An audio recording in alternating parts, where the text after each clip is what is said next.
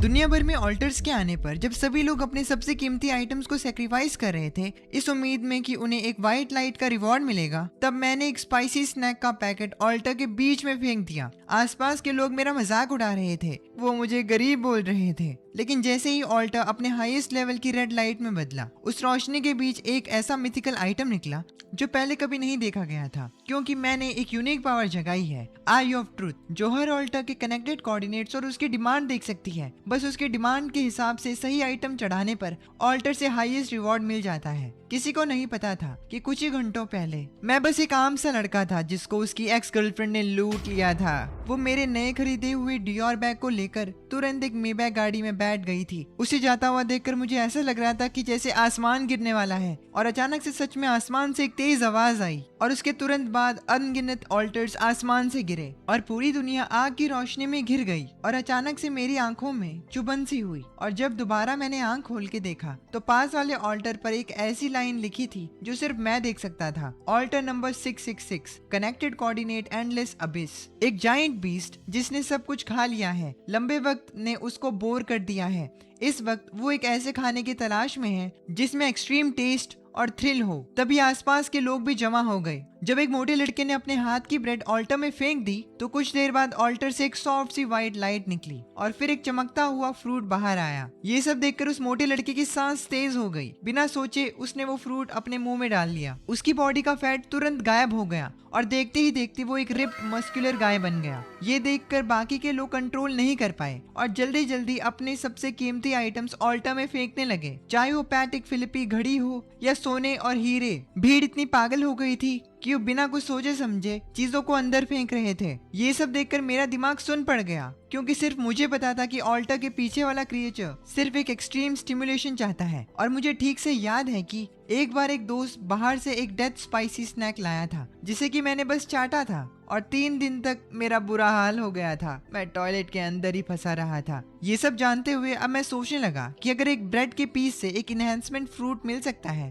तो अगर मैंने उस मॉन्स्टर की पसंद की चीज उसे दे दी तो मुझे क्या मिलेगा। ये सोचकर मैं भाग कर गया। मैंने अपना पूरा घर छान मारा और वो डेथ स्पाइसी स्नैक निकाल लिया। शांत होने के बाद मैं तुरंत बाहर नहीं गया, बल्कि अपनी कंप्यूटर स्क्रीन ऑन करके न्यूज चेक करने लगा। मुझे पता चला कि सच में ग्लोबल इंटरनेट पर बवाल मचा हुआ है। हर वेबसाइट पर सिर्फ ऑल्टर वर्ड छाया हुआ था। इसी बीच मैंने एक न्यूज हेडलाइन पढ़ी जिसमें कि लिखा हुआ था कि मिडिल ईस्ट के एक शेख ने एक ट्रक भर के सोना सेक्रीफाइस करके सुपर पावर पा ली। ऑल्टर ने एक ब्लू रोशनी वाला बीज उस आदमी को दिया। उस अमीर आदमी ने जब उस बीज को खाया तो उसे वाइन्स समन करने की खतरनाक पावर मिली। इसके अलावा एक और न्यूज ने मेरा ध्यान खींचा।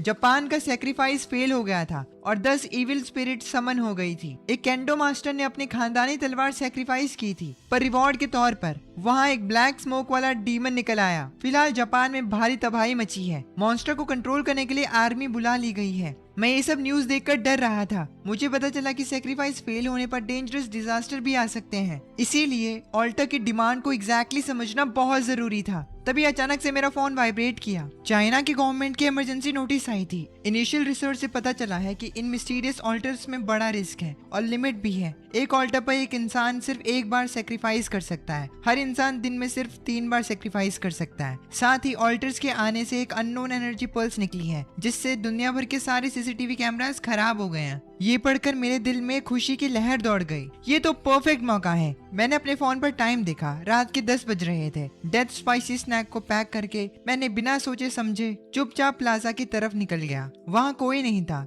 सिर्फ सुबह के बचे हुए खराब आइटम्स पड़े थे। मैंने अपनी जेब से वो डेथ स्पाइसी स्नैक निकाला और फिर ध्यान से उसे ऑल्टर पर रख दिया। अचानक ऑल्टर में एक बड़ा बदलाव आया। एक रेड लाइट आसमान की तरफ निकली। देखते ही देखते पूरा शहर रेड लाइट में कवर हो गया। कुछ किलोमीटर दूर सड़क पर चलने वाले लोग भी इस भयंकर नजारे को देखकर डर गए। उसी वक्त मैंने देखा कि ऑल्टर पर एक काले रंग का बड़ा एग बन गया है। मैंने तुरंत उसे गले लगाया और बिना रुके वहां से गायब हो गया। इस वक्त देश के कैपिटल में एबनॉर्मल अफेयर्स ब्यूरो के हेडक्वार्टर्स में सायरन बज उठा। एक सीरियस चेहरे वाले आदमी ने पूछा, रिपोर्ट जनरल, हमारी इन्फो के मुताबिक हमने उस एरिया को ट्रेस कर लिया है। मैप पर जो लोकेशन दिख रही थी वो वही शहर था जहाँ मैं था, जियांग सिटी का वेस्ट डिस्ट्रिक्ट। इस एरिया को तुरंत एस क्लास ऑब्जर्वेशन जोन घोषित करो। जियांग सिटी ब्रांच को बताओ, किसी भी कीमत पर पता लगाओ कि वो रेड लाइट आखिर क्या थी। इस वक्त तक मैं भागकर घर आ चुका था। अपनी बाहों में उस बड़े एग को देखकर मैं कंफ्यूज था कि ये आखिरकार क्या चीज है। मैंने सोचा इसे तोड़कर गोल्डन फ्राइड राइस तो बना नहीं सकते थे, तो ये किस काम का है। अचानक एग के शेल पर अजीब से वर्ड्स बन गए। Abish demonic dragon egg, quality mythical. अंडा हैच होने के बाद एक अबिस डिमोनिक ड्रैगन पेट के रूप में मिलेगा। उसकी पावर गॉड्स को भी मार सकती थी। ये डिस्क्रिप्शन देखकर मैं बहुत ज्यादा खुश हो गया। जो लोग गेम खेलते हैं उन्हें पता है कि मिथिकल सभी कैटेगरीज में हाईएस्ट होता है। उस डेथ स्पाइसी स्नैक ने मुझे बिल्कुल भी निराश नहीं किया। तभी मुझे कुछ अजीब लगा। मेरी आंखें ऑल्टर के रिवॉर्ड आइटम को भी एनालाइज कर सकती थी। ये देखकर मैं थोड़ा हैरान हुआ। मैं भागकर वॉशरूम गया और मिरर में खुद को घूर कर देखने लगा। मिरर पे एक टेक्स्ट दिखा, आई ऑफ ट्रुथ, क्वालिटी यूनिक, हर चीज का कॉज एंड इफेक्ट देख सकती है। और तो और मेरी आंखें मुझे ऑल्टर को देखने पर उसके कनेक्टेड कोऑर्डिनेट और रिक्वायरमेंट दिखाती है। ऑल्टर से जुड़ी आइटम्स को देखने पर मुझे उनकी क्वालिटी, नाम, सब कुछ पता चलता है। ये जानकर मैं बहुत ज्यादा खुश हुआ। मुझे अपनी एबिलिटीज के बारे में सब कुछ पता चल चुका था। मैं खुद से बड़बड़ाता हूँ, मैंने नहीं सोचा था कि आंखों के इतने सारे यूजेस होंगे। अचानक मुझे पिछली न्यूज पोस्ट याद आई जहां बहुत से लोगों को अजीब लकड़ी या नॉर्मल से पत्थर मिले। उन्हें पता नहीं था कि उनका क्या यूज है, तो वेस्ट हो गए। पर मेरा केस बिल्कुल अलग है। मुझे बस एक बार उन चीजों को देखना है और मुझे सब इन्फो मिल जाएगी। फ्यूचर में हिडन जेम्स ढूंढना अब मेरे लिए पॉसिबल था। मैंने ड्रैगन एग को ब्लैंकेट में रखा, घड़ी में टाइम देखा, रात के 10:30 बज रहे थे। आज का दिन खत्म होने में सिर्फ 1.5 घंटा बाकी था। मेरे पास अभी भी 2 और सेक्रीफाइस चांसेस बाकी थे। ये सोचकर मैंने जरूरत की चीजें अपने बैग में डाल ली, जैसे मिंट ऑयल, लाइटर और एक फिलोसफी की बुक। इन्हें बाकी लोग कचरा समझते थे, पर मैंने इन्हें रख लिया। इनके साथ मैंने एंड में अपनी सेफ्टी के लिए एक फ्रूट नाइफ भी रख लिया था। तभी मेरी नजर टेबल पे रखे फोटो फ्रेम पर पड़ी। फोटो में शिया वेवेक बड़ी खुशी से मुस्कुरा रही थी। ये सोचकर कि इसे रखने का कोई फायदा नहीं है, मैंने फोटो को जेब में डाल लिया ताकि फेंक सकूं। घर से निकलकर मैं सीधा वेस्ट सिटी के अबैंडन फैक्ट्री एरिया में गया। वो जगह काफी टाइम से बंद थी और वहां का रास्ता कॉम्प्लेक्स था, जो एक्शन लेने के लिए बेस्ट जगह थी। तभी अचानक मेरा फोन बजने लगा। कॉल करने वाला कोई और नहीं, मेरी एक्स गर्लफ्रेंड शिया वाई वाई थी। मैंने सीधा कॉल को कट किया, ब्लॉक करके डिलीट भी कर दिया। उसी वक्त 5 स्टार होटल में शिया वाई वाई जैंग यांग के साथ थी। उसे लगा था कि मैं अभी भी अपने टूटे फूटे रेंट के घर में उदास बैठा हूँगा, पर नेक्स्ट सेकंड ही मैंने कॉल कट कर दिया। ये देखकर मेरी एक्स गर्लफ्रेंड के अंदर गुस्से की एक आग सी जल उठी। वो सोचने लगी जिस लूजर को उसने छोड़ा था उसकी हिम्मत कैसे हुई कॉल काटने की। उसके साथ जैंग यांग था, जो कि उसकी बात सुनकर उससे पूछता है, क्या हुआ बेबी। बस एक सिंपल से सवाल ने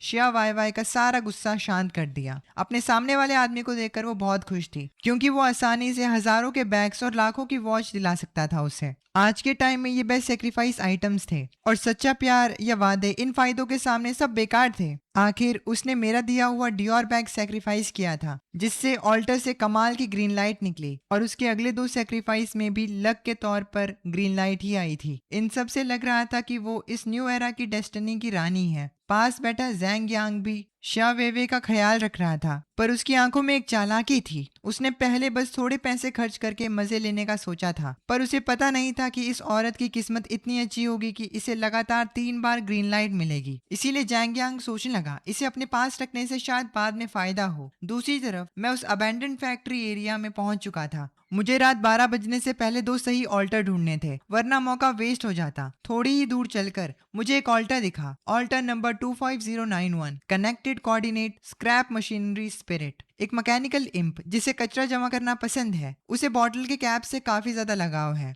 ये इन्फॉर्मेशन देखकर मैंने अपना सर हिलाया। एक कचरा चुगने वाला मैकेनिकल इंप, ये कोई अच्छी चीज क्या ही देगा। फिर मैं थोड़ा आगे बढ़ा, तब एक और ऑल्टर सामने आया, ऑल्टर नंबर 18472, कनेक्टेड कोऑर्डिनेट सूखा तालाब। एक मरने वाली फिश स्पिरिट जो आखिरी बार मीठा पानी पीना चाहती थी। लेकिन इस ऑल्टर से भी मैं सेटिस्फाइड नहीं हुआ, और मैं तब तक चलता रहा जब तक कचरे से भरी नैरो स्ट्रीट में नहीं पहुंच गया, ये कंफर्म करके कि कोई वहां नहीं है। मैंने उस ऑल्टर पर फोकस किया, altar number 4444, connected coordinate tragedy theatre. एक ट्रेजेडी ड्रामा की हीरोइन जो स्टेज पर हमेशा घूमती रहती है। वो अपने पहले से ही फिक्स्ड स्क्रिप्ट से बोर हो चुकी है। अब उसे एक ऐसी चीज चाहिए जो असली बिट्रेयल से भरी हो, जिसमें बहुत ज्यादा नफरत और दर्द भरा हो। ये पढ़कर मेरी सांस रुक गई। पहले तो ऑल्टर का नंबर 444 था, और उसकी डिमांड भी एकदम अजीब लेवल की थी। फिर मुझे याद आया कि मेरा अभी हाल फिलहाल में ही तो ब्रेकअप हुआ था। मैंने शिया वाई वाई की फोटो बाहर निकाली और फिर उस पर फ्रूट नाइफ से कट लगाए। डर था कि नफरत और दर्द पूरी तरह से एक्सप्रेस नहीं हो पाएगा, इसीलिए मैंने आंखें बंद की और याद करने लगा, हम दोनों अलग अलग दुनिया के हैं, प्लीज मुझे और परेशान मत करना। शिया वाई वाई की ये बात सोचकर मैं अचानक मुस्कुराया। मैंने जेब से लाइटर निकाला और फोटो का थोड़ा हिस्सा जलाकर काला कर दिया। फिर मैंने उसको ऑल्टर पर रख दिया। अचानक एक पर्पल लाइट पिलर निकला। इसकी रोशनी रेड लाइट जितनी तेज तो नहीं थी और न्यूज में भी इस कलर की लाइट के बारे में नहीं बताया गया था। मुझे इस लाइट से काफी उम्मीद होने लगी। तभी वहां 5 पुरानी टिकट्स बाहर आईं और मैंने उन्हें तुरंत अपने हाथ में पकड़ लिया। आई ऑफ ट्रूथ एक्टिवेट हुई और टेक्स्ट आगे आया, सीरीज आइटम एक्ट 4 का एडमिशन टिकट, क्वालिटी एपिक, एक बार यूज होने वाला कंज्यूमेबल आइटम। इस टिकट को यूज करने पर किसी के भी अंदर के सबसे डीप डर या दर्दनाक मेमोरीज को बाहर लाया जा सकता है, जिससे उसकी मेंटल हेल्थ और बिगड़ जाएगी और वो 3 सेकंड तक मूव नहीं कर पाएगा। ये देखकर मैं काफी ज्यादा इम्प्रेस था। ये तो एपिक लेवल है। हालांकि ये पहले मिले ड्रैगन एग जितना पावरफुल नहीं था, पर 3 सेकंड का हार्ड कंट्रोल आइटम था। फाइट में लाइफ एंड डेथ डिसाइड करने के लिए इतना काफी था और लगता है कि ये किसी बड़ी सीरीज का एक पार्ट है। अगर इसके पहले के पार्ट्स भी मिल जाएं तो पता नहीं क्या होगा। मैं ये सब सोच ही रहा था, लेकिन तभी मुझे रियलाइज हुआ कि मेरे पास ज्यादा सोचने का टाइम नहीं है, क्योंकि रात 12 बजने में आखिरी आधा घंटा बचा था। मैं फैक्ट्री एरिया में और ढूंढने लगा और एक और ऑल्टा मिला, alter number 7591, connected coordinate confusing cross roads. एक भटका हुआ एक्सप्लोरर सही रास्ता जानने की उम्मीद में है। इस इंफॉर्मेशन को देखकर मैंने सिर हिलाया और आगे चला गया। मैं इस डिमांड का कोई सॉल्यूशन नहीं दे सकता था। थोड़ा आगे जाने पर एक ऑल्टर ने मेरा ध्यान खींचा, altar number 1988, connected coordinate silent library. एक ओल्ड लाइब्रेरियन दिल से किसी की तारीफ सुनना चाहता है। मैं इसे सिलेक्ट करने का सोच रहा था, पर छोड़ो, अपने पुराने बुरे दिनों के बारे में सोचकर मैंने ऑल्टर से मैक्सिमम प्रॉफिट निकालने की सोची। पूरी जगह का चक्कर लगाने के बाद आखिरकार एक बड़ा वर्कशॉप मिला, जिसके अंदर अजीब तरीके से एक ऑल्टर खड़ा था, ऑल्टर नंबर 101010। नंबर देखकर मुझे ज्यादा फर्क नहीं पड़ा, पर अगले ही पल समझ आ गया कि ये नंबर एक्चुअली एक बाइनरी कोड है। अजीब टेक्स्ट बाहर आया, connected coordinate logic starting point. एक सुपर एआई जो खुद का कॉन्शियसनेस बनाने वाला है, वो सभी कॉम्प्लेक्स कैलकुलेशन जानता है, पर फिर भी एक पैराडॉक्स समझ नहीं पा रहा। इंटेलिजेंट क्रिएचर उन क्वेश्चंस के बारे में क्यों सोचते हैं जिनका सर्वाइवल से कोई लेना देना नहीं। उसे इस यूजलेस विजडम का एक सैंपल चाहिए। मैंने तुरंत डिसाइड किया कि यही सही है और बैग से एक बुक निकाली। बुक का नाम था बीइंग एंड नथिंगनेस, जो कि एक एग्जिस्टेंशियल फिलॉसफी बुक थी। ये बुक ऑल्टर के दिमाग से एकदम मैच करती थी। बुक को ऑल्टर पर रखने के बाद एक तेज आवाज आई, जिसे सुनकर मुझे लगा कि मेरे कान फटने वाले हैं। हवा में भी एक इलेक्ट्रॉनिक वायर जलने की बदबू आने लगी। मैं डर गया, क्या मैंने इसके अंदर का सीपीयू जला दिया? अचानक एक गोल्डन लाइट ऊपर आसमान में निकली। पूरा वर्कशॉप गोल्डन रोशनी में था। मेरा दिल जोर जोर से धड़कने लगा। किसने सोचा था कि कुछ ही घंटों में मैं रेड, पर्पल और गोल्डन 3 ऐसी रोशनियां इकट्ठी कर ली हैं जो इंटरनेट पर भी किसी ने नहीं देखी थी। अचानक पीछे से एक ठंडी और जानलेवा फीलिंग आई। तेज रोशनी में मैंने एक काली परछाई को देखा जो किसी इनह्यूमन स्पीड से मेरी तरफ आ रही थी। चाकू की नोक बस मेरी पीठ में घुसने वाली थी, पर अगले ही पल हमला करने वाले की बॉडी एक जगह में फ्रीज हो गई। उसके बाद दर्द भरी चिल्लाने की आवाज आई और उसका छोटा चाकू जमीन पर गिर गया। वो दर्द के मारे अपना सर पकड़ रहा था, क्योंकि मैंने आखिरी टाइम में एक्ट 4 का एडमिशन टिकट यूज कर लिया था, जिससे एनिमी अपनी दर्दनाक यादों में 3 सेकंड तक अटका रहा। मैंने जल्दी से अपनी कमर से फ्रूट नाइफ निकाला और एक ही वार में उसे खत्म कर दिया। फिर मैं दीवार के सहारे खड़े होकर अनकंट्रोलेबल तरीके से कांपने लगा। आखिर पहली बार किसी की जान ली थी। उसकी डेड बॉडी को देखकर मैंने अपना मुंह मोड़ा और पेट में जो भी था सब उल्टी कर दिया। थोड़ी देर बाद मैं खुद को संभाल कर खड़ा हुआ। लगता है हाई लेवल रोशनी फायदा तो देती है, पर साथ ही मौत को भी बुलाती है। ये अंधेरे में छिपे हुए खतरनाक लोगों को अट्रैक्ट करती है। फिर मैंने बॉडी के ऊपर 2 फेंट व्हाइट लाइट्स निकलती हुई देखी। आई ऑफ ट्रूथ एक्टिवेट की। Light weight leggings, quality normal, थोड़ी स्पीड और जंप हाइट बढ़ाती है, अनओन्ड स्टेटस। उसके बाद मैंने एक दूसरे आइटम को देखा,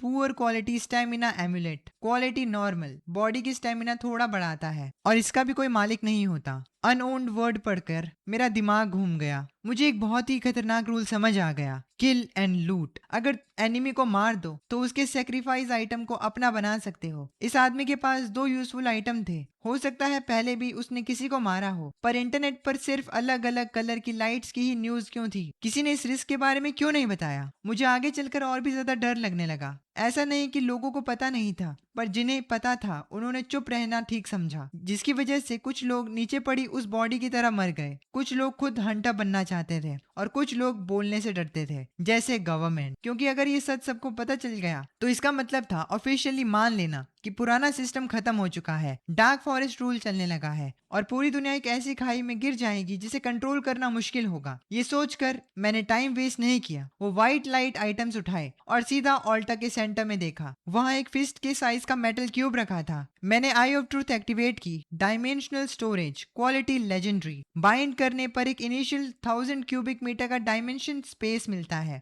दिमाग की सोच से इसमें ऑल्टा के आइटम स्टोर और निकाल सकते हो। ये तो लेजेंडरी लेवल का आइटम निकला और एकदम मस्त सपोर्ट आइटम था। मुझे तुरंत अपने उस डिमोनिक ड्रैगन एग की याद आई जो घर पर था। मैंने सोचा कि उसे इस डायमेंशन में रखना सबसे सेफ रहेगा। जैसे ही मेरी उंगली क्यूब को टच की, मेरे माइंड में एक बहुत बड़ा स्पेस ऐड हो गया। मेरे सोचते ही एक्ट 4 का एडमिशन टिकट भी अंदर चला गया। ये सब करने के बाद मैंने फोन पर देखा, रात के 12 बज चुके थे। फिर मैंने उस खून से भरे फ्रूट नाइफ को रखा और उस जगह से निकलने का सोचा। पर जैसे ही मैं बाहर गया, अचानक आसमान को फाड़ते हुए एक बड़ी बिजली चमकी और बड़ी बड़ी बूंदों में बारिश शुरू हो गई। अभी थोड़ी देर पहले तो चांद सितारे चमक रहे थे, अचानक इतनी भयंकर बारिश कैसे? मैं सोचता हूँ कि ये बारिश काफी ज्यादा अजीब है, इसीलिए मैं वहीं रुके रहा और बाहर नहीं गया। मेरे बैग में एक छाता था, लेकिन मुझे नहीं पता था कि बारिश से कोई खतरा है या नहीं। ऑल्टर्स के आने के बाद दुनिया बहुत ज्यादा बदल चुकी थी, अब कहीं पर भी कुछ भी हो सकता था, इसीलिए मैंने वहीं रुकने का फैसला किया। तभी मैंने अपना फोन निकालकर चेक किया। सच में इंटरनेट पर बारिश से रिलेटेड मैसेजेस आने लगे थे। पहले ट्रेंडिंग टॉपिक सैक्रिफाइसेस आइटम था, अब सब यही पूछ रहे थे कि ओए तुम्हारे उधर भी बिजली कड़क कर बारिश हो रही है क्या? भाइयों, इस बारिश में जरूर कुछ झोल है, भीगना मत, म्यूटेट मत हो जाना। मेरा क्या होगा? मैं भीग गया। मैंने तो अभी तक अपनी गर्लफ्रेंड का हाथ भी नहीं पकड़ा था। प्लीज मुझे ज़ॉम्बी मत बनाना। पोस्ट तेजी से रिफ्रेश हो रहे थे और मेरा दिल भी धीरे धीरे डरने लगा। अगर बारिश सच में लोगों को इन्फेक्ट करती है तो नतीजा बहुत बुरा होगा। मैं इसका तोड़ सोच ही रहा था कि तब भी एक रेड कलर की पोस्ट ने मेरा ध्यान खींचा और मैं चौंक गया। ओह शिट, बहुत बड़ी गड़बड़ हो गई, ऑल्टर्स गायब हो गए हैं। मैंने तुरंत पीछे घूमकर देखा और सच में पिछला ऑल्टर गायब हो चुका था। साथ ही में मैंने डर कर ये भी देखा कि वो मरी हुई बॉडी भी वहां से गायब थी। पर मुझे यकीन था कि वहां और कोई नहीं आया था और इसका एक ही रीजन हो सकता है, और वो है ये बारिश। इसके आने का मतलब है कि ऑल्टर्स गायब हो जाएंगे और ये पिछले दिन की सारी चीजों को धो देगी। ऊपर से पूरी दुनिया के कैमरास बंद पड़े थे। क्या ये मर्डर करके लूट मचाने का परफेक्ट एनवायरनमेंट नहीं है? जब पता चला कि बारिश खतरनाक नहीं है तो मैंने छाता निकाला और घर की तरफ निकल गया। मेरे जाने के थोड़ी देर बाद एबनॉर्मल अफेयर्स ब्यूरो वहां आई। जल्दी ही उनको वो जगह मिल गई जहां कुछ देर पहले तक ऑल्टर था। लीडर क्विन फैंग ने तुरंत टीम के पीछे देखा। वहां एक 20 साल की लड़की आगे आई। कल जब उसने सेक्रीफाइस किया तो उसको एनर्जी बैक ट्रैकिंग की पावर मिली थी। वो आसपास की बची हुई एनर्जी को सेंस कर सकती थी। जितनी पावरफुल एनर्जी, उसके मार्क्स उतने ही क्लियर होते थे। लिन वैन ने आंखें बंद की और सेंस करने लगी। अचानक उसने एक दर्द भरी आवाज निकाली और पीछे की तरफ गिरने लगी। क्विन फैंग ने उसको तुरंत संभाला। क्या हुआ? उसने उससे पूछा। लिनवान बहुत ज्यादा हाँफ रही थी और उसकी आवाज कांप रही थी। ये जगह कल वाले नानगोंग एरिया से बहुत अलग है। ऐसे मान लो कि अगर वो एक फायरफ्लाई थी तो ये रोशनी ऐसी है जैसे दिन का उजाला या जैसे सूरज। एक मेंबर से रहा नहीं गया और वो बोला, है क्या ये गोल्डन लाइट है? क्विन फैंग का चेहरा एकदम सीरियस हो गया। तुरंत इस जगह को ब्लॉक करो और इन्वेस्टिगेशन शुरू करो। साथ ही इसकी रिपोर्ट ऊपर हेड को दो। उन्हें बताओ मुझे लगता है कि यहाँ कोई बहुत ही खतरनाक मॉन्स्टर छिपा हुआ है। दूसरी तरफ जैसे ही मैं घर आया, मैंने उस डिमोनिक ड्रैगन एग को डायमेंशनल स्पेस में रख दिया। अब मुझे एग के पकड़े जाने का डर नहीं था। मैं सोचने लगा अगर हैच होने के बाद निकला हुआ ड्रैगन भी इसमें जा सके तो और भी बढ़िया। पर उससे पहले सबसे बड़ी बात यह थी कि इसे हैच करे कैसे। मुझे मूवीज में देखा हुआ ब्लड कॉन्ट्रैक्ट याद आता है और मैं वही चीजें ट्राई करने लगता हूँ। जैसे ही मैंने अपने खून की एक बूंद एगशेल पर डाली, अचानक ड्रैगन एग पर एक छोटी लाइन लिखी हुई आई, हैच कंडीशन, काफी मात्रा में खून एब्जॉर्ब करना। ये मेरे आइडियाज से थोड़ा अलग था, पर अपना खून देना काफी नहीं होगा। अब कल ही जाकर कुछ और करना पड़ेगा। आज दिन भर मैं अलर्ट रहा और इस वजह से मैं काफी थक चुका था, इसीलिए मुझे जल्दी नींद आ गई। सुबह 5 बजे एक जोर की सायरन आवाज ने मुझे उठा दिया। देखा तो ऑल्टर सच में वापस आ चुके थे। मैंने फोन निकाला और फॉरम चेक किया। जल्दी मुझे कुछ नए अपडेट्स मिले। रात की ग्रे बारिश से बॉडी को कोई हार्म नहीं होता और साथ ही बारिश सुबह 5 बजे रुक जाती है और ऑल्टर्स वापस आ जाते हैं। उठने के बाद मैंने सोचा कि बाहर चलकर कुछ खा लिया जाए और सोचा जाए कि अंडे के लिए इतना खून कहाँ से मिलेगा। मैं तुरंत रेस्टोरेंट में नूडल्स का ऑर्डर देकर अपना फोन चेक कर रहा था, पर आज भी इंटरनेट पर सब लोग सिर्फ सेक्रीफाइस के बारे में बातें कर रहे थे। कुछ लोग तो सेक्रीफाइस के चक्कर में जुआरी बन चुके थे। जब मैं अपने नूडल्स खा रहा था तभी मैंने बगल में 2 आदमियों की बात सुनी। एक आदमी एकदम अजीब सा सस्पेंस बनाकर बोला, बाहर लोगों को देखो, इनको बस सेक्रीफाइस का फितूर चढ़ा है, अपने पुराने एंटीक और ज्वेलरी किसी जुआरी की तरह दे रहे हैं, पर एक इम्पोर्टेंट चीज भूल गए हैं। दूसरा आदमी ये सुनकर बड़ा क्यूरियस हुआ। ये बात सुनते ही मेरे दिमाग में एक जोर की बिजली कड़की। मुझे याद आया कि फूड प्रोसेसिंग में मीट होता है, और वो कहाँ से आता है? स्लॉटर हाउस से। मैंने सोचा कि अगर मैं कोई स्लॉटर हाउस खरीद लूं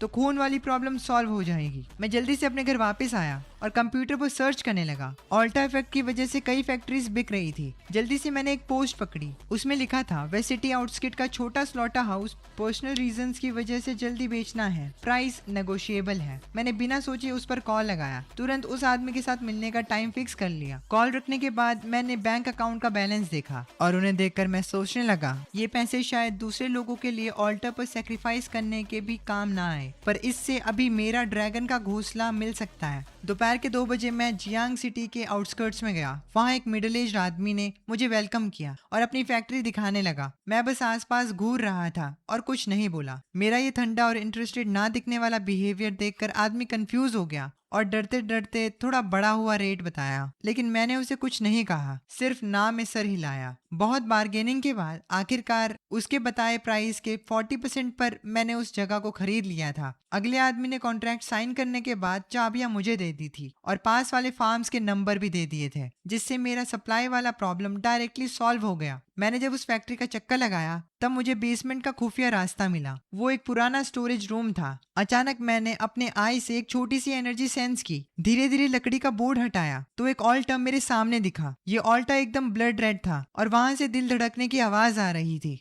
अपना डर को दबाते हुए मैंने आई ऑफ ट्रूथ चलाई, जिसकी वजह से मेरी आंखों में बड़ा दर्द हुआ। तब आग जैसी लाल रंग के लेटर्स उभरे, altar number 40, connected coordinate crimson throne, सभी चीजें खाना है जब तक क्रिम्सन का राज ना आ जाए। स्पेशल एट्रीब्यूट इटर्नल ऑल्टर, ये ऑल्टर हमेशा यहाँ रहेगा और तुम्हारे डेली सेक्रीफाइस लिमिट कंज्यूम नहीं करेगा। तुम इस पे अनलिमिटेड सेक्रीफाइस कर सकते हो। स्पेशल एट्रीब्यूट फ्लैश फर्नेंस, तुम किसी भी ऑल्टर आइटम को वापस ब्लड एंड फ्लैश मटेरियल में बदल सकते हो। मैं उस ऑल्टर को देखकर काफी ज्यादा हैरान हो गया। वो ऑल्टर मेरे अब तक का सबसे छोटे नंबर वाला ऑल्टर था और ये हमेशा यही रहेगा। सबसे डेंजरस बात थी कि इस पे सेक्रीफाइसेस लिमिट नहीं है और ये जगह मेरी एक प्राइवेट प्लेस थी। मैंने सोचा कि अगर एक बार ये ऑल्टर सेटअप बन जाए तो वो यूजलेस आइटम्स अब ब्लड एनर्जी पावर एलिमेंट्स बनाएंगे जो कि मेरे फिजिक को बढ़ाएंगे। मैं इसको चेक करने के लिए रुक नहीं पाया। आखिर मेरे पास कल रात का ऑल्टर रिवॉर्ड था। जब मैंने वो पुअर क्वालिटी स्टेमिना एम्यूलेट अंदर डाला तब ऑल्टर के बीच में से एक पुराने स्टाइल की छोटी ग्लास बॉटल निकली, जिसके अंदर थोड़ा सा काला लिक्विड था। आई ऑफ ट्रूथ चलाने पर डिटेल आई, name original blood, quality normal. इसे पीने के बाद तुम्हारा ब्लड एनर्जी परमानेंटली थोड़ा बढ़ जाएगा। ये जैसा मैंने सोचा था बिल्कुल वैसा ही था। बिना हेजिटेट किए मैंने इसे पी लिया। मुझे लगा था ये अजीब और बदबूदार खून होगा, पर सच में ये काफी स्मूथ और स्वीट था। जब मैं सोच रहा था कि कोई रिएक्शन क्यों नहीं हुआ, अचानक मेरे बॉडी में एक हीट वेव आई। मुझे महसूस हुआ कि मेरा हर एक सेल बॉडी की हीट को तेजी से खींच रहा है। मेरी बॉडी से भाप निकलने लगी। ये बाकी प्रॉप से बिल्कुल अलग फीलिंग दे रहा था क्योंकि ये डायरेक्ट मेरे ब्लड से आ रहा था। मैं मीट के एक टुकड़े के पास गया और मेरे एक सिंपल से पंच ने उस भारी 100 पाउंड के मीट को उड़ाकर कॉर्नर में फेंक दिया। ये मेरे एक्सपेक्टेशन से ज्यादा भयंकर था। सोचो तुमने अभी सिर्फ एक नॉर्मल ओरिजिनल ब्लड की बोतल पी है। इस स्पीड से फिजिकल गॉड बनना अब सपना नहीं था। मैं अपनी बॉडी कंट्रोल कर रहा था। Alright guys, this was it. कल मेरा एग्जाम है तो मैंने इसे जितना हो सके उतना शॉर्ट रखने की कोशिश की है। ओह सॉरी, आज मेरा एग्जाम है 8 साढ़े 8 बजे देखोगे यार। एनीवेज एग्जाम और मैं एक रात पहले पूरी वीडियो बना चुका हूँ इसके बारे में। एक थोड़ी सी रह गई है, ये प्लेन करना कर ही देते हैं यार। नहीं, बाद में करूंगा, थक गया हूँ अब। Anyways thanks for watching this video. अगर तुम्हें इसका पार्ट 2 चाहिए होगा तो प्लीज कमेंट सेक्शन में पार्ट 2 लिख देना और इस वीडियो को जितना हो सके उतना हाइप कर देना। अगर इस वीडियो को 50,000 हाइप पॉइंट्स मिल जाते हैं तो मैं इसका पार्ट बनाऊंगा, वरना nah। Thanks for watching, this is anime Shubh signing off. मैं अपनी एक्साइटमेंट को कंट्रोल करता हूँ और प्लान बनाता हूँ कि कल मुर्गियों का एक बैच लाऊंगा ताकि ड्रैगन एग को हैच कर सकूं। लेकिन अभी मुझे उन बेकार आइटम्स को कलेक्ट करना है जो कि किसी को नहीं चाहिए। बहुत से लोग ऑल्टर्स पर भारी कीमत देकर सेक्रीफाइस करते हैं पर उन्हें कचरा मिलता है और यही कचरा मेरा टारगेट है। गैम्बलिंग में रिस्क हो सकता है पर कचरे उठाने में नहीं। दोपहर को मैं पोल्ट्री फार्म के बॉस से कांटेक्ट करता हूँ पर एक नई प्रॉब्लम आती है। मुर्गियां खरीदने के लिए पैसे चाहिए और स्लॉटर हाउस खरीदने में मेरी सारी सेविंग्स खत्म हो चुकी हैं। भले ही नया जमाना आ गया हो पर पैसा अभी भी सब कुछ कंट्रोल करता है। इसलिए मैं डिसाइड करता हूँ कि पहला थोड़ा कचरा उठा कर देखते हैं कि कोई ट्रेजर मिलता है या नहीं। अपना नया exclusive star rainbow throne altar मिलने के बाद मैं आज की सेक्रीफाइसेस लिमिट्स यूज करने के लिए नए ऑल्टर्स ढूंढने निकलता हूँ।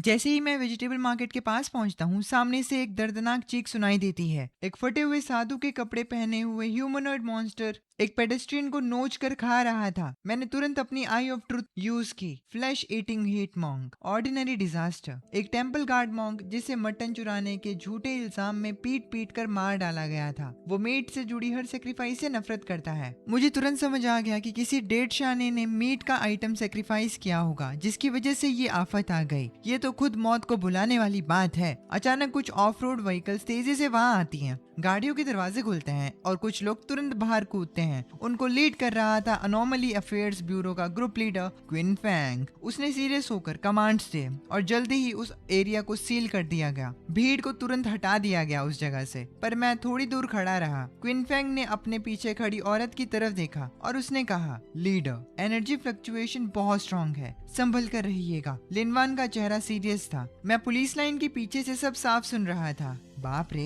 ये एनर्जी फ्लक्चुएशन सेंस कर सकती है। ये तो चलता फिरता ह्यूमन डिटेक्टर है। अचानक लिनवैन को कुछ फील हुआ और उसने सीधा मेरी तरफ देखा। नजरें मिलते ही मैंने अपने अंदर का डर छुपाया और बाहर से एक नॉर्मल इंसान की तरह एक्ट करना शुरू किया। लिनवॉन ने हल्के से बाहें सिकोड़ी। उसे अभी एक अजीब सी एनर्जी फ्लक्चुएशन फील हुई थी, पर वो एनर्जी फ्लक्चुएशन इतनी कम थी कि वो इस चीज को लेकर श्योर नहीं थी। क्या वो मेरा इल्यूजन था? तभी मार्केट के अंदर उस मॉन्क ने गुस्से भरी दहाड़ मारी। क्विन फैंग ने तुरंत अपने टीम मेंबर्स को फायरिंग करने का ऑर्डर दिया, लेकिन उस इविल मॉन्क को मॉडर्न वेपन से कोई डर नहीं था। ये देखकर क्विन फैंग ने ऑर्डर दिया, क्लोज कॉम्बैट, टीम 2 लीडर्स। आवाज आते ही दो फिगर्स तेजी से आगे बढ़े। एक की स्पीड इतनी तेज थी कि उसकी शैडो दिख रही थी। उसने डैगर उठाया और मॉन्क की गर्दन के पीछे अटैक कर दिया। दूसरे ने एक बड़ा सा आयरन फ्रेम उठाकर उस मॉन्स्टर के सर पर जोरदार वार किया। इस हैवी अटैक से मॉन्क का बैलेंस बिगड़ गया। क्विन फैंग ने इस मौके का फायदा उठाया और खुद मैदान में कूद गया। उसकी लंबी तलवार पर चमकती हुई बिजली दौड़ने लगी और सिर्फ एक ही वार में उसने मॉन्क का सर धड़ से अलग कर दिया। ये सब देखकर मैं काफी शॉक था। उनका टीम वर्क बहुत कमाल का था और अभी मेरा लेवल उनसे बहुत नीचे था। मुझे जल्दी से खुद को इम्प्रूव करना होगा, क्या पता उनसे लड़ाई ना करनी पड़ जाए। वेल, सूरज ढलने वाला था तो मैंने ऑल्टर ढूंढने के लिए एक सेफ जगह जाने का सोचा और शहर के बाहर की तरफ निकल पड़ा। रास्ते में मुझे कई ऑल्टर्स दिखे पर उनकी क्वालिटी पहले वाले दिन से बहुत खराब थी। जब मैं एक आधी बनी हुई बिल्डिंग के पास से गुजरा तो मेरी आई ऑफ ट्रुथ ने एक वीक एनर्जी फ्लक्चुएशन पकड़ी। मैं सीढ़ियों से सेकंड फ्लोर पर गया तो वहाँ एक अजीब सा ऑल्टर दिखा। Altar number 1955, connection beacon, eternal clock city. एक क्लॉक मेकर गॉड जो परफेक्ट प्रिसीजन चाहता है, क्योंकि उसकी बनाई हुई इटर्नल क्लॉक बहुत ज्यादा परफेक्ट थी, इसीलिए वो एंडलेस बोर्डम में चला गया है। वो कुछ बदलाव चाहता है। ये पढ़कर मैं खुद को रोक नहीं पाया और मैंने सोचा ये तो फालतू के नखरे हैं। ऑल्टर का नंबर काफी आगे था तो शायद कुछ अच्छा मिलता, पर टाइम ना दिखता है ना उसे छुआ जा सकता है, तो समझ नहीं आ रहा था कि ऐसी क्या चीज सेक्रीफाइस की जाए जो इसकी रिक्वायरमेंट को पूरा करे। इसीलिए मैंने उसे छोड़कर दूसरा ऑल्टर ढूंढना बेटर समझा। सबर्ब्स में थोड़ा और आगे जाने पर एक मकड़ी के जाले से बना मिस्टीरियस ऑल्टर मिला। ऑल्टर नंबर 37112, कनेक्शन बीकन या फिर connection coordinate, pig demon nest. एक पिग डीमन माँ जिसकी आवाज चली गई है, उसका बच्चा पूरे सपने की वजह से रोज रात रोता है। वो अपने बच्चे को शांत कराने के लिए एक बार फिर मैजिक पिग ललाबाई गाना चाहती है। रिक्वायरमेंट पढ़कर मेरा दिमाग घूम गया। मैं सोचने लगा कि इंसानों की लोरी तो मैं पढ़ नहीं सकता, ये पिग डीमन की लोरी कहाँ से लाऊंगा। कितना अजीब साउंड कर रहा है वैसे, ठीक है आई। ये सोचकर मैं डिसअपॉइंट होकर वहां से चल दिया। लगातार 2 बार फेल होने से मुझे थोड़ी टेंशन होने लगी। जैसे ही मैं इस एरिया को छोड़ने वाला था, एक बस स्टैंड से आती हुई हल्की सी रोशनी ने मेरा ध्यान खींचा। मैं तेजी से उस रोशनी की तरफ गया। वहां एक ऑल्टर था जो पूरी तरह से माचिस की तिल्लियों से बना था। उसके पास खड़े होते ही एक अजीब सी उदासी ने मुझे घेर लिया। मैंने तुरंत आई ऑफ ट्रुथ एक्टिवेट किया। Altar number 23333, connection beacon, snowy street corner. बर्फ के तूफान के बीच एक माचिस बेचने वाली छोटी सी बच्ची, वो बहुत कंफ्यूज और उदास है क्योंकि उसे समझ नहीं आ रहा कि रास्ते से गुजरने वाले लोग अब उसकी माचिस क्यों नहीं खरीद रहे, उन्हें वो क्यों नहीं चाहिए। डिस्क्रिप्शन पढ़कर मुझे विश्वास नहीं हुआ। ये कैरेक्टर और ये सैड बैकग्राउंड, ये तो द लिटिल मैच गर्ल वाली कहानी है। क्योंकि इस स्टोरी में पहले पढ़ चुका था तो मुझे इसके बारे में पता था। मैं सोचने लगा, फेरी टेल्स भी अब पैरेलल डायमेंशन बन गए हैं क्या? मैं चौंक गया था। खैर, हैरानी अपनी जगह, इस ऑल्टर का शायद कोई हल हो सकता है। थोड़ा सोचने के बाद मैंने अपनी नई खरीदी हुई लाइटर निकाली और उसे उस मैचस्टिक वाले ऑल्टर पर रख दिया। जमाना आगे बढ़ रहा है। अगर तुम ट्रेंड के साथ नहीं चलोगी तो तुम्हारी माचिस कैसे बिकेगी? जैसे ही मैंने ये कहा, ऑल्टर में अचानक हलचल हुई। एक आवाज आई और ऑल्टर के अंदर से एक पर्पल लाइट तेजी से निकली। मैंने तुरंत ऑल्टर के रिवॉर्ड को देखा। वहाँ हवा में एक हथेली के साइज का मैच बॉक्स तैर रहा था। ओ बस यही। मेरा दिमाग सवालों से भर गया, पर फिर मैंने जल्दी से आगे बढ़कर उसे पकड़ लिया। एक बुरी फीलिंग आ रही थी उसे पकड़कर। मेरी आईज ने मुझे बताया, match box of hope, quality epic, हर सुबह 5 बजे ऑटोमेटिकली 5 उम्मीद की माचिसें जनरेट करता है। ये डिस्क्रिप्शन पढ़कर मैं चुप हो गया। एपिक आइटम और सिर्फ 5 रद्दी माचिस। ट्राई करने के लिए मैंने सारी माचिसें बाहर निकाली और हाथों में रख ली। मैंने आई ऑफ ट्रुथ को दोबारा एक्टिवेट किया। उसने मुझे उस आइटम के बारे में बताया। मैच ऑफ होप जलने पर बहुत गर्मी और रोशनी देती है। हवा या पानी से जल्दी बुझती नहीं है। ये डिजास्टर टारगेट्स को एक्स्ट्रा बर्न डैमेज दे सकती है। ये सुनकर मैं सोचने लगा, डिजास्टर मॉन्स्टर को डैमेज दे सकती है, ये थोड़ा इंटरेस्टिंग है। हो सकता है ब्लैक लाइट मॉन्स्टर के खिलाफ ये चीज काम आए, मैंने सोचा। पर सिर्फ 5 तिल्लियां, ये थोड़ा यूजलेस सा है। जैसे ही मैं उस मैच बॉक्स को अपने डायमेंशनल वेयरहाउस में रखने वाला था, मेरे दिमाग में एक आइडिया आया। इन छोटी माचिसों की क्वालिटी नॉर्मल है। अगर मैं इन सबको अपने स्टार रेनबो थ्रोन ऑल्टर को सैक्रिफाइस कर दूं तो मैं रोज फ्री में 5 बॉटल ओरिजिन ब्लड पा सकता हूँ। ये सोचते ही मैं अपनी खुशी कंट्रोल नहीं कर पाया। इस थ्योरी को अभी चेक करना जरूरी था। मैं तुरंत स्लॉटर हाउस की तरफ भागा। 20 मिनट बाद मैं वहां पहुंच गया। मैं जल्दी से स्टार रेनबो थ्रोन के पास गया, एक माचिस निकाली और ऑल्टर के बीच में रख दी। मैंने सांसें रोक ली थी। मैं बस ऑल्टर को ही देखे जा रहा था। अगले ही पल वही पुराना नजारा दिखा। एक डार्क रेड कलर का खून हवा में कंडेंस होने लगा। ये ओरिजिन ब्लड था। मैं अंदर ही अंदर झूम उठा। मैच बॉक्स ऑफ होप और स्टार रेनबो थ्रोन का ये कॉम्बिनेशन तो एक ओपी बग निकला। मैं तुरंत समझ गया कि मुझे बिना किसी रिस्क के एंडलेस फायदा होने वाला है। अब बाकी बची माचिसों को सैक्रिफाइस करने के बाद मेरे पास 5 बॉटल ओरिजिन ब्लड आ गया। उन्हें पीने के बाद मुझे लगा जैसे खून उबल रहा है और पूरी बॉडी गर्म हो गई। कुछ मिनट बाद मैं इस नई पावर से एडिक्टेड हो गया। मैंने फोन पर टाइम देखा। आज का दिन खत्म होने में सिर्फ 2 घंटे बचे थे। मेरी आज की आखिरी 2 सैक्रिफाइस अटेम्प्ट्स वेस्ट नहीं होनी चाहिए थी। मेरे दिमाग में दोबारा उस इटर्नल क्लॉक मेकर ऑल्टर का ख्याल आया और मैं अब उस ऑल्टर के बारे में सोचने लगा। कुछ टाइम सोचने के बाद मुझे समझ में आया, उस ऑल्टर का नंबर स्टार्टिंग का था और वो टाइम से रिलेटेड था।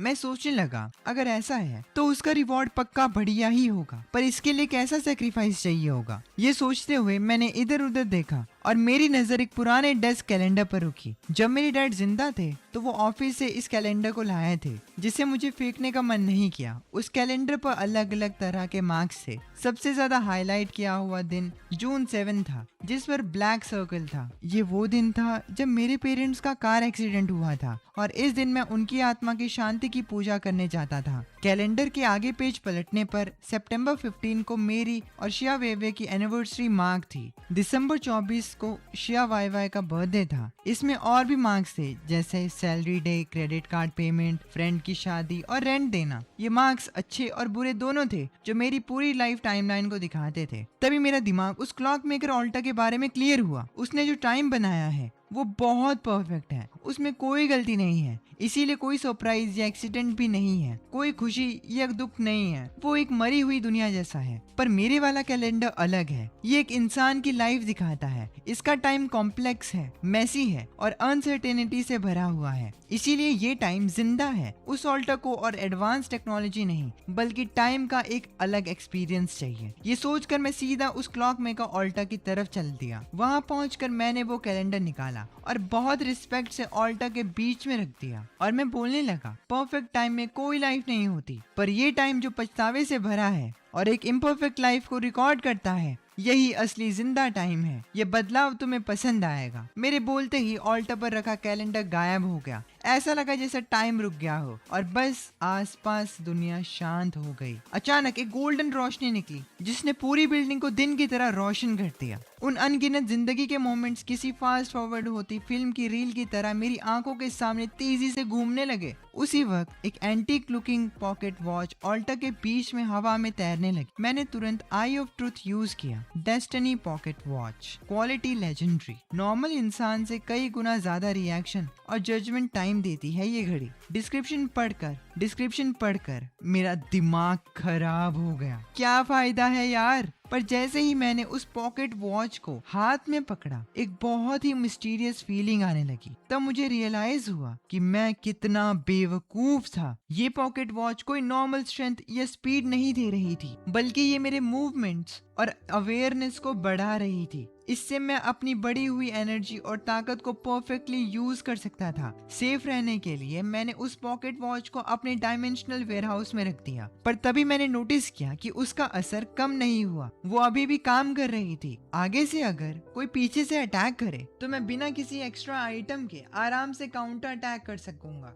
इतना सब हो जाने के बाद मैंने टाइम देखा। रात के 10:40 हो रहे थे। ऑल्टर रिफ्रेश होने में सिर्फ 1 घंटा 20 मिनट बचे थे और मेरे पास एक आखिरी सेक्रीफाइस का चांस था। पर इस पूरे एरिया को छान मारने के बाद भी मुझे सिर्फ 2 बेकार ऑल्टर्स मिले थे। एक का लिंक उस दलदल से था जहां जाइंट मच्छर थे और दूसरा डंग बीटल पार्क से जुड़ा था। अचानक दूर से गालियां देने की आवाज आई। इन्हें सुनकर मेरी फट गई। मैं सोचने लगा, यहाँ और भी लोग हैं। मैं तुरंत अलर्ट हो गया और मैं छुपके से आगे बढ़ रहा था। और तभी मैंने देखा कि एक खुले गोदाम जैसी जगह पर 2 ग्रुप्स की आपस में झड़प हो रही है। उनके पास ही में एक ऑल्टर था जो पिंक लाइट दे रहा था, जिसकी शेप एक सेंसुअस चार्म जैसी थी। मेरा दिल जोरों से धड़कने लगा। इस लाइट को देखकर ही लग रहा था कि ये सिंपल नहीं है। मैंने अपनी आई ऑफ ट्रुथ यूज की। Altar number 9269, connection beacon, bliss demon palace.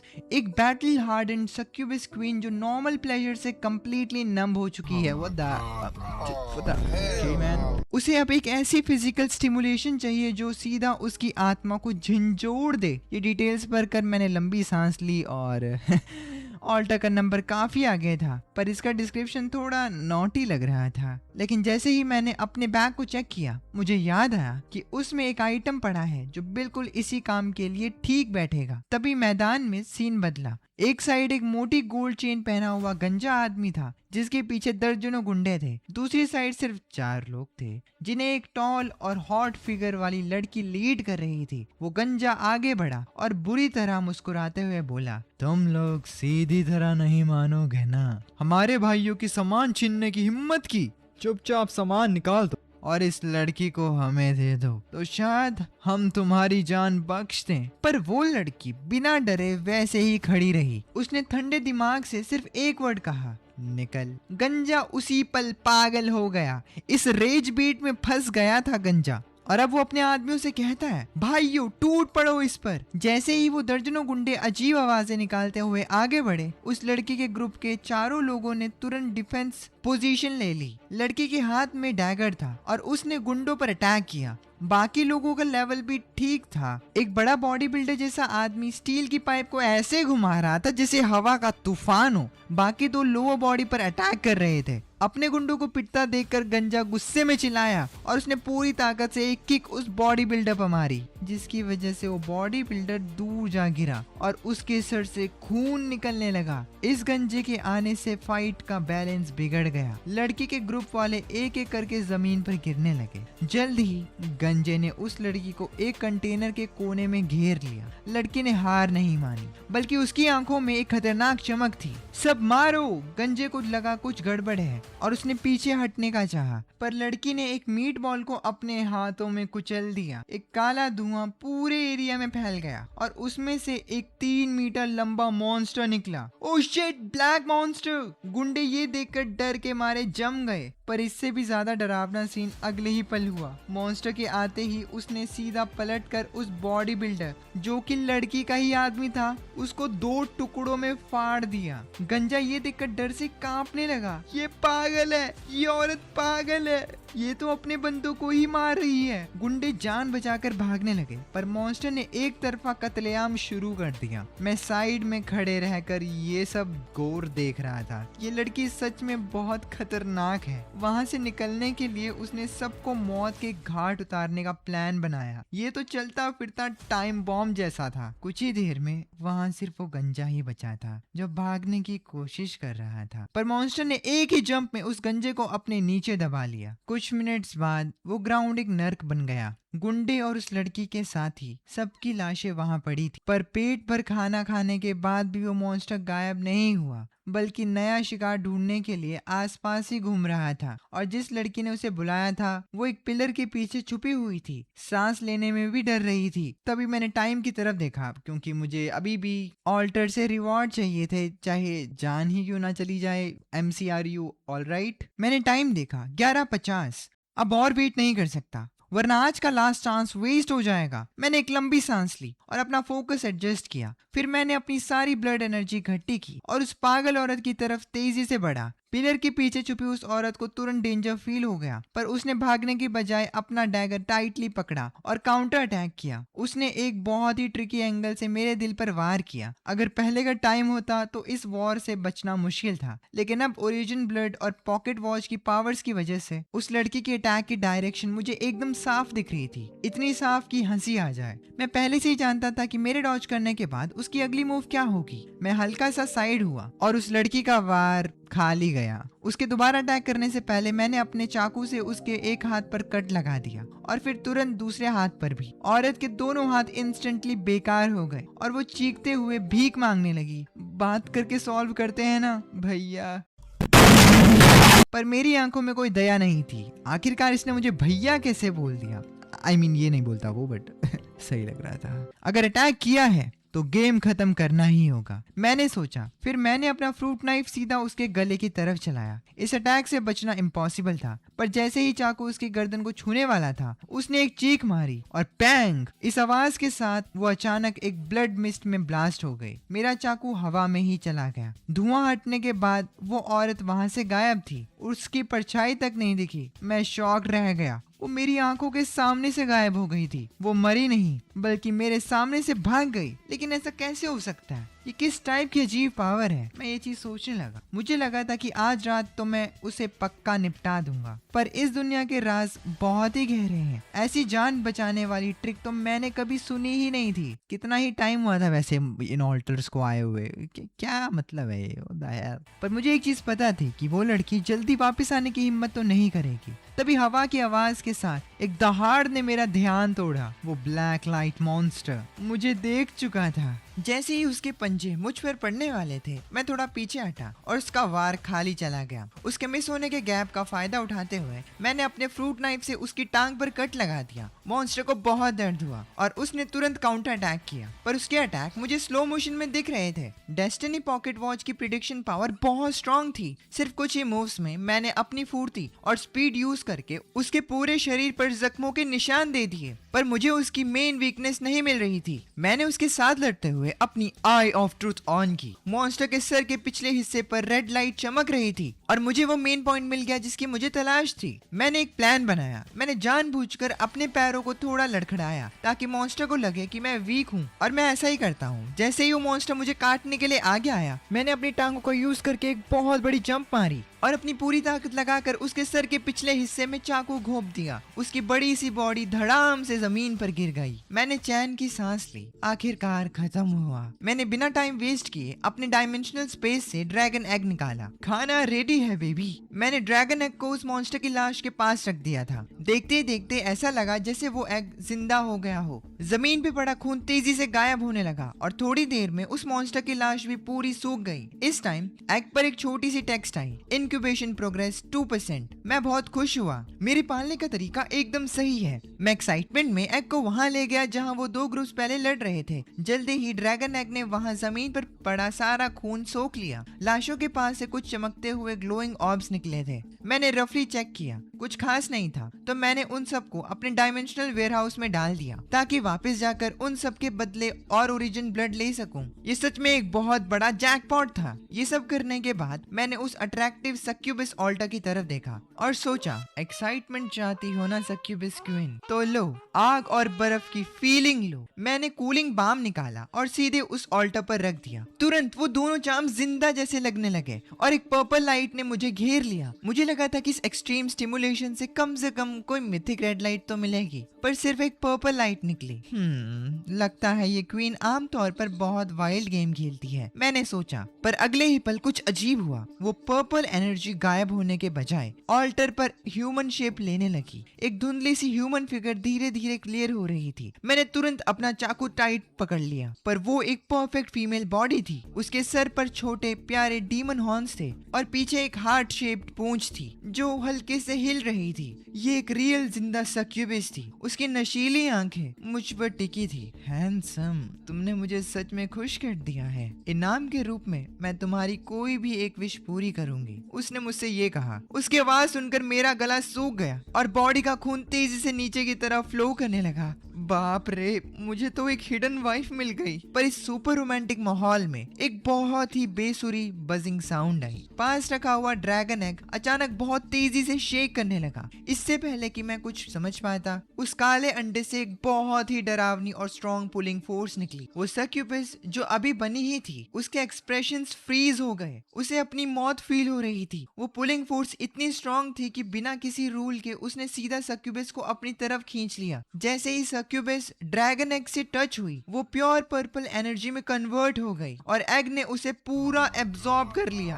आसपास मौत जैसी शांति छा गई और मैं स्टोन की तरह जम गया। दिमाग एकदम ब्लैंक हो गया था।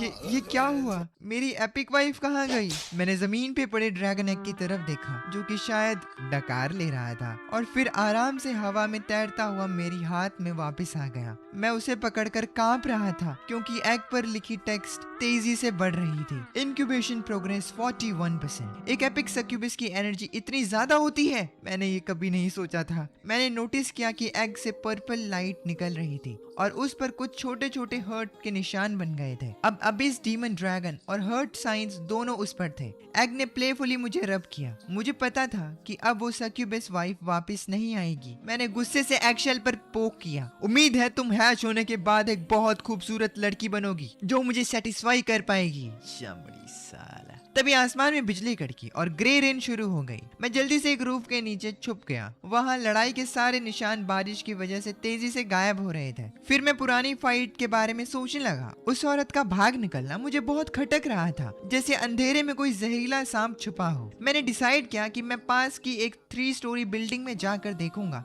कि क्या वो औरत पकड़ी जा सकती है और इस छिपे हुए खतरे को हमेशा के लिए खत्म किया जा सके। वहीं दूसरी तरफ ड्रैगन कंट्री की कैपिटल में अनोमली अफेयर्स ब्यूरो हेडक्वार्टर्स में एक वाइट लैब कोट पहना रिसर्चर तेजी से अंदर आया। जनरल, गुड न्यूज है, हमने इस ग्रे रेन का राज पता लगा लिया। जनरल ली ने हैरानी से सर उठाया। डिटेल में बताओ। प्रोफेसर जाओ ने लंबी सांस ली। हमने इस बारिश के पानी में उस अननोन एक्टिव मटेरियल को एनालाइज किया है। पता चला है कि ये इंसानी बॉडी के लिए सेफ है, पर ये थोड़ी देर के लिए किसी भी सुपर पावर को बेअसर कर देता है। ये सुनकर जनरल ली शॉक रह गए। कमांड सेंटर के सारे हाई रैंक ऑफिसर्स के चेहरे पर यही डिसबिलीफ था। प्रोफेसर जाओ एक्साइटमेंट में थूक उड़ाते हुए बोले, यू मतलब ये तो मैं बोल रहा हूँ, ये असर तब तक रहेगा जब तक बारिश का पानी पूरी तरह इवेपोरेट नहीं बन जाता, उसके बाद ही उनकी पावर वापस आएगी। इसका मतलब है रात 12 बजे से लेकर सुबह 5 बजे तक जो भी ओवर कॉन्फिडेंट सैक्रिफाइसर्स हैं, अगर उन पर ये पानी पड़ गया तो उनकी पावर्स खत्म हो जाएंगे और वो नॉर्मल इंसान बन जाएंगे। ये सुनकर मानो जनरल ली के आंखों में चमक आई। अगर ये सच है तो हम इस रेनी नाइट का फायदा उठाकर उन आउट ऑफ कंट्रोल सैक्रिफाइसर्स को पकड़ सकते हैं। प्रोफेसर जाओ ने आगे बताया, ये पानी स्टोर नहीं किया जा सकता, पर अगर हम इस एक्टिव मटेरियल को निकाल लें तो हम उसके इनहिबिटर्स या हाई प्रेशर वाटर गन्स बना सकते हैं। अगर ये सक्सेसफुल रहा तो ये हमारा सबसे स्ट्रॉन्ग वेपन बन जाएगा। उधर उस खाली बिल्डिंग में मैं फोरम स्क्रॉल कर रहा था और उस औरत का वेट कर रहा था। तभी एक पोस्ट तेजी से सामने आई, शॉकिंग सीक्रेट, बारिश में बाहर मत निकलना, तुम नॉर्मल इंसान बन जाओगे। जैसे ही मैंने क्लिक किया वो पोस्ट डिलीट हो गया। मुझे समझ आ गया कि किसी ने जानबूझकर इसे डिलीट किया है। अगर ये न्यूज सच है तो इसका मतलब बारिश में वो पागल औरत दोबारा ब्लड मिस्ट बनकर नहीं भाग पाएगी। पर फिर मुझे एक टेंशन हुई। मैं सोचने लगा क्या मुझ पर भी इसका इफेक्ट पड़ेगा। अगर मैं भी नॉर्मल बन गया तो हंटिंग खाक करूंगा। तभी मुझे याद आया कि स्टार रेनबो थ्रोन से जो ओरिजिन ब्लड मिला था उसकी डिस्क्रिप्शन में लिखा था परमानेंट सॉलिडिफिकेशन। इसका मतलब ये कोई टेम्पररी बफ या टूल नहीं था, बल्कि खुद की बॉडी की पावर थी। बारिश भले ही मैजिक शील्ड्स हटा दे, पर वो मसल्स को थोड़ी पिघला सकती है। और मेरा डायमेंशनल वेयर हाउस एक इंडिपेंडेंट स्पेस है, तो शायद उस पर भी इसका असर नहीं पड़ेगा। डेस्टिनी पॉकेट वॉच उस वेयर हाउस के अंदर है, तो मेरा परसेप्शन और रिफ्लेक्सेस पे भी इफेक्ट नहीं पड़ेगा। ग्रे रेन में जब सब वीक हो जाएंगे तब मेरा पावर लॉस ना के बराबर होगा। तो क्या इस रेनी नाइट में मैं एक लौता गॉड होऊंगा? ये सोचकर मेरा दिल बाहर आने वाला था।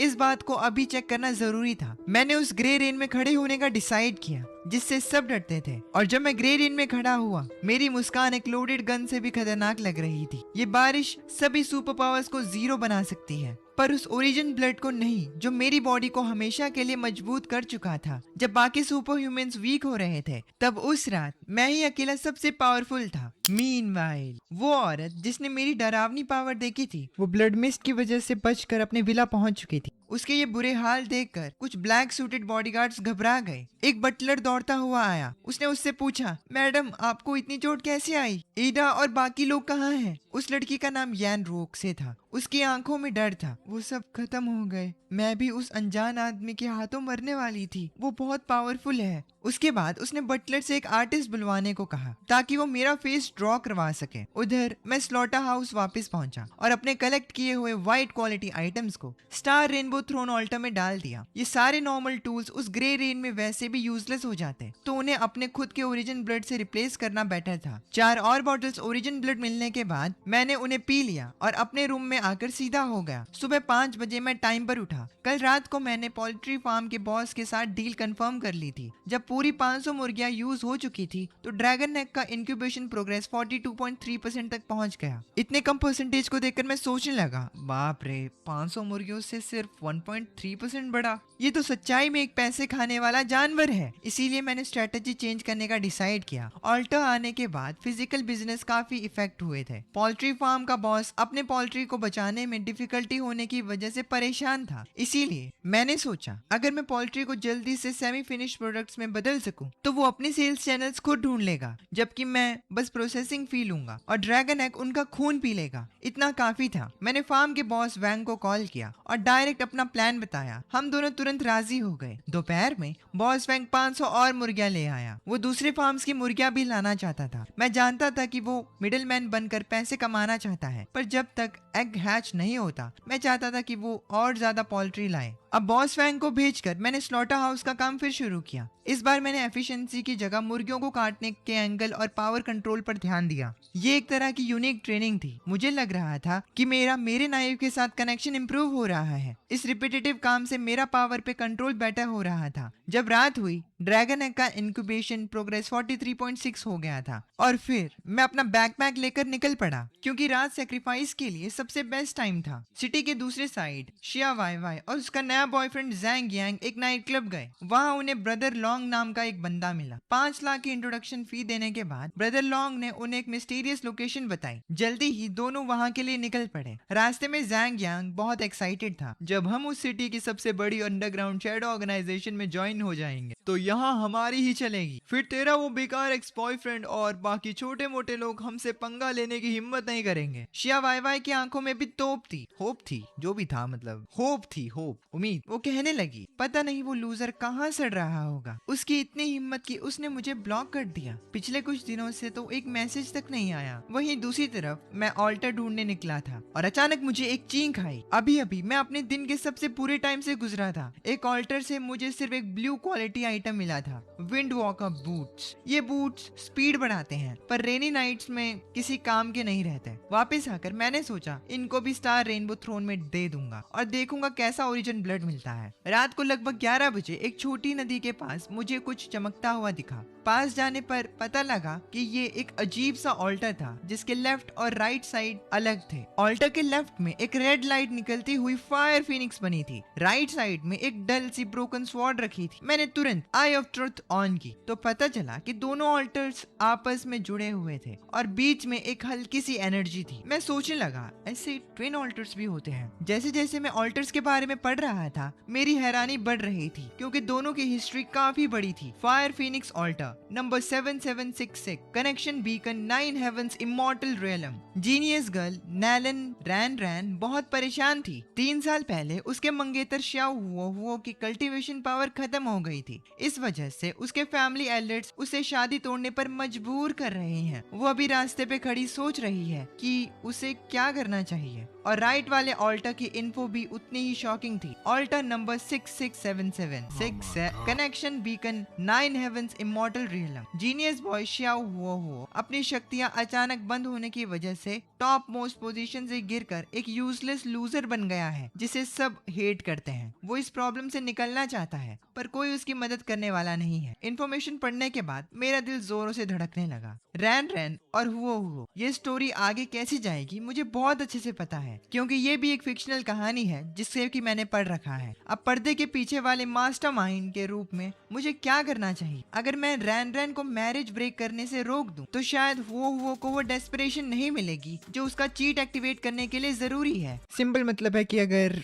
रैन अपने सो कॉल्ड जिससे वो शादी करने वाली है उसको अभी रोक देगी या फिर उसके साथ भाग के शादी करेगी या कुछ भी करेगी तो वो बंदा मजबूत नहीं बन पाएगा। तो उसे मजबूत बनाने के लिए जो स्टोरी का प्लॉट है कि उनकी शादी टूटेगी ही टूटेगी, उसे कंटिन्यू करने वाले हैं हम लोग। ऐसा हुआ तो मुझे कोई अच्छा रिवॉर्ड नहीं मिलेगा तो मुझे स्टोरी के प्लॉट के हिसाब से ही चलना होगा और सही टाइम पे आग लगानी हो। भले ही रैन टोटली हार्टलेस ना हो पर वो अपनी फैमिली के प्रेशर में आकर शादी तोड़ने का मन बना रही है तो इस मैरिज को बुरी तरह टूटने दो। श्याओ हुओ को टोटल डिस्ट्रक्शन वाले रास्ते पर डालो ताकि रिवॉर्ड मैक्सिमम मिले। जल्दी से मैंने एक पेपर और पेन निकाला और उसमें आग लगाने वाली बातें लिखी। मैंने लिखा, रैन एक फीनिक्स भला ऑर्डिनरी चिड़ियों के साथ कैसे रह सकती है? कल्टीवेशन का रास्ता बहुत कठिन है, वो अब तुम्हारे साथ नहीं चल सकता। अगर तुम्हें टॉप पर पहुंचना है तो तुम्हें रिश्ते तोड़ने ही पड़ेंगे। फिर मैंने वो पेपर फीनिक्स ऑल्टर पर रख दिया। एक पल में ऑल्टर से एक सॉफ्ट एनर्जी निकली और पेपर गायब हो गया। ऑल्टर पे एक लाइट स्क्रीन बन गई। उसमें दिखा कि रैन भारी दिल से सांस ले रही थी। उसने हुओ को दिया हुआ लव टोकन जोर से पकड़ा था। बाहर से एल्डा की आवाजें आ रही थी, रॉन बेवकूफी मत करो, फैमिली डिसाइड कर चुकी है, अब शियाओ फैमिली नालन फैमिली से जुड़ने के लायक नहीं है। ये सुनकर रैन को बहुत गुस्सा आया। तभी खिड़की से एक रेड फेदर उड़कर आया और उसके हाथ में रुका। वो एक व्हाइट पेपर में बदल गया। उस पे लिखा पढ़कर वो कांप उठी और खुद से बोली, एक फीनिक्स भला ऑर्डिनरी चिड़ियों के साथ कैसे रह सकती है? उसकी आंखों की कंफ्यूजन तुरंत गायब हो गई। उसकी बॉडी का फीनिक्स ब्लड उबलने लगा। उसने स्मूथली उस टोकन को क्रश किया और बिना पीछे देखे ग्रैंड एल्डा के साथ शियाओ फैमिली के पास चली गई। जब ऑल्टा की लाइट स्क्रीन गायब हुई मैं इस मैरिज को तुड़वाने वाला हिडन बॉस बन चुका था पर ऑल्टर का कोई रिवॉर्ड नहीं आया। मैंने सोचा क्या मुझे दोनों साइड्स का वेट करना पड़ेगा? मैंने मुड़कर दूसरे स्वॉर्ड ऑल्टर को देखा और फिर से पेपर पे मैसेज लिखा, भले ही टाइगर जमीन पर गिरे पर वो झुकता नहीं, सिर्फ हवा के चलने का इंतजार करता है। 30 साल ईस्ट रिवर, 30 साल वेस्ट रिवर। इस यंग बॉय को कभी वीक मत समझना। ये लिखने के बाद मेरा ब्लड उबलने लगा और सीधा सर चढ़ने लगा। मैंने तुरंत वो नोट दूसरे ऑल्टर पे रख दिया। एक जोर की आवाज आई। इस बार का लाइट स्क्रीन पहले से भी इंटेंस था। स्क्रीन में शाओ फैमिली के मेन हॉल का एटमॉस्फेयर बहुत ही डिप्रेस्ड और टेंस था। रान रान की आंखों में ठंडक थी। शाओ फैमिली, मैं इस शादी को तोड़ती हूँ। एक मेंढक एक स्वान को खाने का सपना देख रहा था। आगे से हमारी फैमिली की हॉलीगल का रास्ता रोकने की कोशिश मत करना। वहाँ खड़े सभी लोगों की हंसी सुनकर हुओ ने डिसाइड कर लिया कि वो इस बेइज्जती का बदला सबसे लेकर रहेगा। उसने वहाँ कॉन्फिडेंट खड़ी रान रान को देखा और कहा, ठीक है, आज मैं तुझे डिवोर्स देता हूँ। आज के बाद मेरा तुझसे कोई रिश्ता नहीं। उसके बाद हुओ पीछे वाले पहाड़ पर चिल्ला रहा था। जैसे ही वो टूटने वाला था, मेरा लिखा हुआ नोट आसमान से गिरा और सीधा उसके फेस पे चिपक गया। वो शॉक में पड़ गया। उसने कागज खोला जिसमें बिल्कुल मिडिल स्कूल वाली सिंड्रोम जैसी बातें लिखी थी। 30 साल ईस्ट, 30 साल वेस्ट, एक लड़के को कभी पुअर मत समझना। ये नोट पढ़कर हुओ की बॉडी जोरों से कांपी। उसके दिल के अंदर आग जो बुझने वाली थी वो अचानक से भड़क उठा। मेरी डेस्टिनी मेरे हाथों में है, आसमान के नहीं। मैं शिया हुओ यहाँ खत्म नहीं हूँगा। जैसे ही उसकी स्ट्रॉन्ग बिलीफ टॉप पर पहुंचा, उसके राइट हैंड में पहनी हुई ब्लैक रिंग बहुत तेजी से चमकने लगी। हजारों सालों से सोई हुई एक ताकत उसमें जागी। छोटे लड़के, इन सालों में तूने बहुत दुख झेले हैं। बाहर का लाइट स्क्रीन उसी पल फूट गया और स्पेस टाइम पार करके आई हुई एक इमेंस एनर्जी उस ऑल्टर पर आकर गिरी। मुझे यकीन नहीं हो रहा था कि रिएक्शन इतना बड़ा होगा। इस रिवॉर्ड की क्वालिटी क्या होगी, मैं ये चीज सोचने लगता हूँ। मैं अपनी आंखें फाड़ कर उस ऑल्टर को घूर रहा था। लेफ्ट साइड वाली फीनिक्स ऑल्टर से एक ब्लैक लाइट आसमान की तरफ फूटी। उस ब्लैक लाइट से एक्सट्रीम गुस्से और रिजेंटमेंट की एक टेरिफाइंग ऑरा फील होने लगी। मैं सोचने लगा, ओह शिट, ब्लैक लाइट। मैंने सोचा अब भागना पड़ेगा, पर उसी समय राइट साइड वाले ब्रोकन स्वॉर्ड ऑल्टर से भी एक रेड लाइट का पिलर फूटा। उस ब्लाइंडिंग रेड लाइट ने पूरा आसमान जगमगा दिया। ये देखकर मेरे पैर जम गए।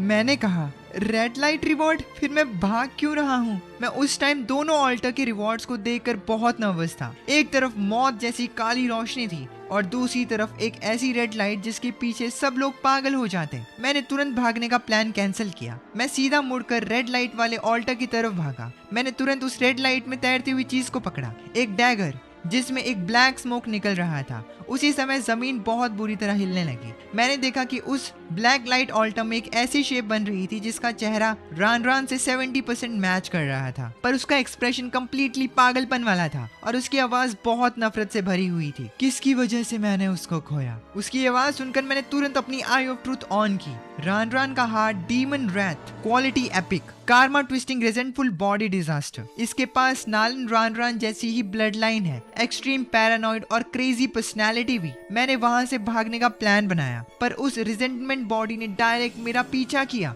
एक मैसिव पावर आके सीधा मेरे चेस्ट पर लगी। मेरी बॉडी किसी आयरन से कम नहीं थी, पर फिर भी उसने मुझे इतनी जोर से मारा कि मेरे मुंह से खून निकल आया। मेरा दिल डर के बैठ गया। मैंने खुद से कहा, ओह शिट, इसके साथ कैसे लड़ूंगा मैं? वो आत्मा तुरंत आगे आई और मेरे गले पर अटैक करने लगी। डेस्टिनी पॉकेट वॉच अचानक से जोर से वार्निंग देने लगी। मैं तुरंत पीछे कूदा और अपने हाथ के उस नए डैगर से उस रेजेंटमेंट स्पिरिट पे अटैक किया। मुझे लगा डैगर इसकी बॉडी को क्रॉस नहीं कर पाएगा, पर बिना किसी मेहनत के डैगर उस आत्मा के अंदर चला गया। मेरी आंखें चमक उठी। मैंने खुद से कहा, ये डैगर कुछ आम बात नहीं लगता। स्पिरिट को दर्द हुआ और वो जल्दी से पीछे हटी। मेरे पास आने की दोबारा हिम्मत नहीं की उसने। फिर उसने एक ब्लैक फायर मेरी तरफ फेंक दिया। मैं रोल करके उससे बाल बाल बचा। मैंने अपना अटैक ऑन करने की तैयारी कर ली, क्योंकि ये डैगर सामने वाले की डिफेंस तोड़ सकता था, तो उसको मारना अब इम्पॉसिबल नहीं था। मैंने आई ऑफ ट्रूथ ऑन की। स्पिरिट की पेट के पास पर्पल लाइट फ्लैश हो रही थी। वो उसकी कमजोरी हो सकती है। मैं उसके पास जल्दी से गया और डैगर उसके स्टमक की साइड घुमाया। स्पिरिट ने अपने आप को गार्ड किया और अपना एक हाथ बढ़ा के अटैक करना चाहा।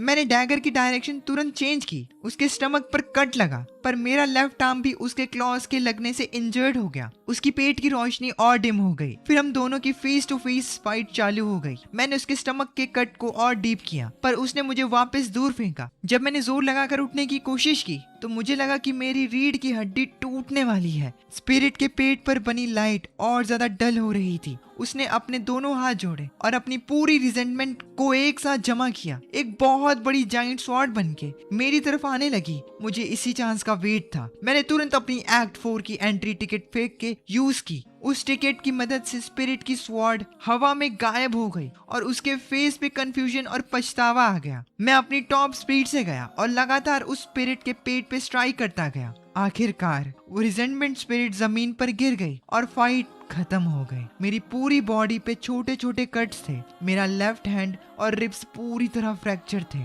पर इस कंडीशन में भी मैं अपने ड्रैगन एग को नहीं भूला। मैंने उसे निकाल कर कमांड दी जमीन पे पड़े काले खून को पी लेने की। उसका इंक्यूबेशन प्रोग्रेस धीरे धीरे इंक्रीज हुआ और सीधा 49.6% पे रुका। तभी मेरी आई ऑफ ट्रूथ ने कुछ गड़बड़ नोटिस की। हवा में जितनी भी रिजेंटमेंट बची थी वो गायब नहीं हुई, बल्कि उस काले डैगर में अब्सॉर्ब हो रही थी। मुझे याद आया कि मैंने अभी तक इस नए डैगर के स्टैट्स चेक नहीं किए थे। आई ऑफ ट्रूथ यूज करने के बाद डैगर के डिटेल्स सामने आए। Primary soul dagger, growth progress 97 points, quality growth type mythic. ये सोल्स, रिजेंटमेंट और फियर्स को खाकर अपना साइज बढ़ाता है। जिसके पास ये डैगर होता है उसे मेंटल अटैक से बहुत ज्यादा डिफेंस मिलता है। ये स्टैट्स बढ़ने के बाद मेरी आंखों में बहुत खुशी थी। एक और मिथिक आइटम, और ये दिमाग वाले अटैक्स को ब्लॉक कर सकता है। ये वही चीज थी जिसकी मुझे सबसे ज्यादा जरूरत थी। हालांकि ओरिजिन ब्लड ने मेरी बॉडी का डिफेंस बहुत तगड़ा कर दिया था, पर अगर कोई दिमाग पर अटैक करके मुझे पागल कर देता तो मेरी सारी बॉडी पावर्स यूजलेस हो जाती और मैं धीरे धीरे मर जाता। लेकिन इस नए डैगर ने उस कमी को पूरी तरह से